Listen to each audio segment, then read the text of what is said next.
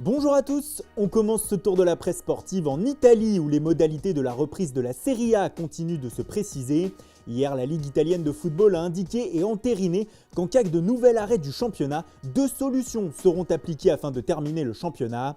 La première sera l'organisation de play-offs afin de déterminer le champion, les qualifiés en Coupe d'Europe et les relégués.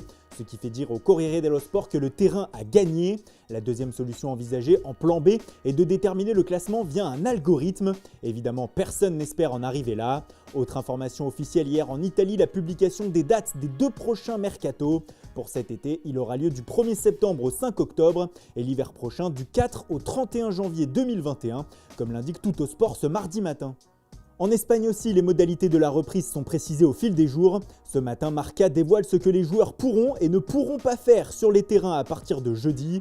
Ce qui fait la une de l'édition, c'est que les footballeurs ne recevront pas de carton jaune si jamais ils fêtent leur but en s'enlaçant. Ils pourront célébrer librement. 23 joueurs pourront être inscrits sur une feuille de match avec la possibilité de faire 5 changements. En revanche, interdiction de cracher et pas de poignée de main avant le début des rencontres. Bref, quelques réflexes simples à adopter.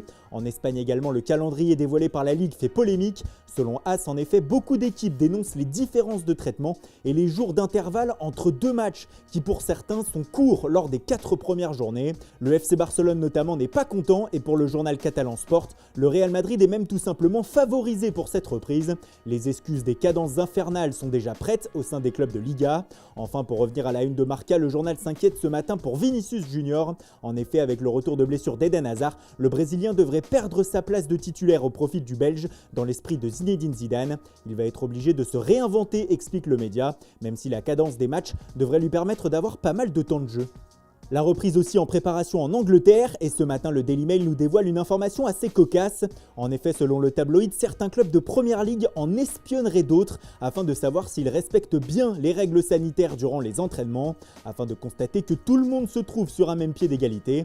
La paranoïa s'installe donc en Première Ligue.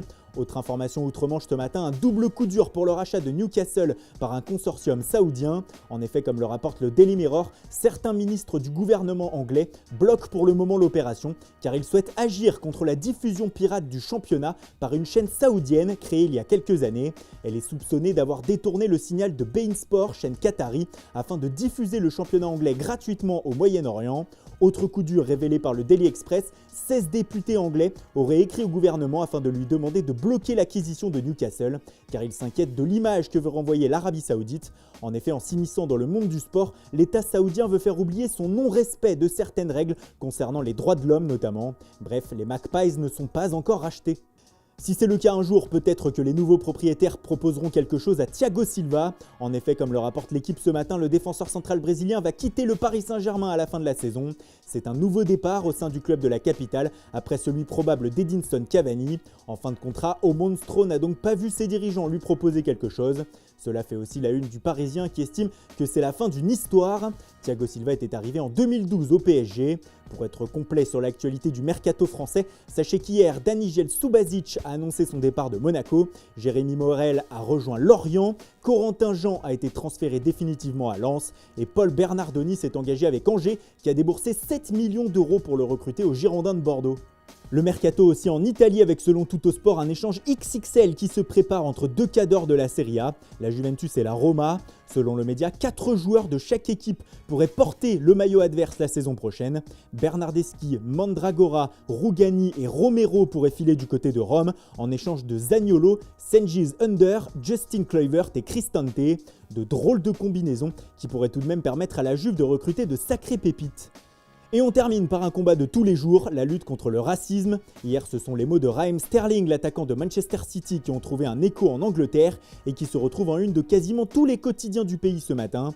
En effet, l'anglais a estimé que dans le monde du foot, les choses devaient changer et vite. C'est ce qui fait la une du Daily Mirror. Sterling a pris l'exemple de 4 ex-internationaux anglais, Lampard, Gerrard, Sol Campbell et Ashley Cole, et a comparé les propositions qu'ils avaient reçues lorsqu'ils ont voulu devenir entraîneurs. Eh bien, Lampard et Gerrard sont aujourd'hui à la tête de Chelsea et des Glasgow Rangers, alors que Campbell et Cole ne voient pas pour le moment leur carrière décoller.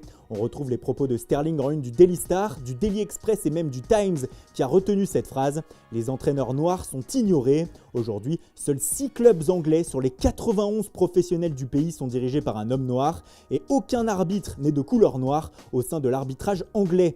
Des chiffres à faire changer et vite. Voilà, c'est tout pour aujourd'hui. Merci pour votre fidélité. Bonne journée à tous. Dites non au racisme et à toutes les formes de discrimination. Et rendez-vous dès demain matin pour une nouvelle revue de presse.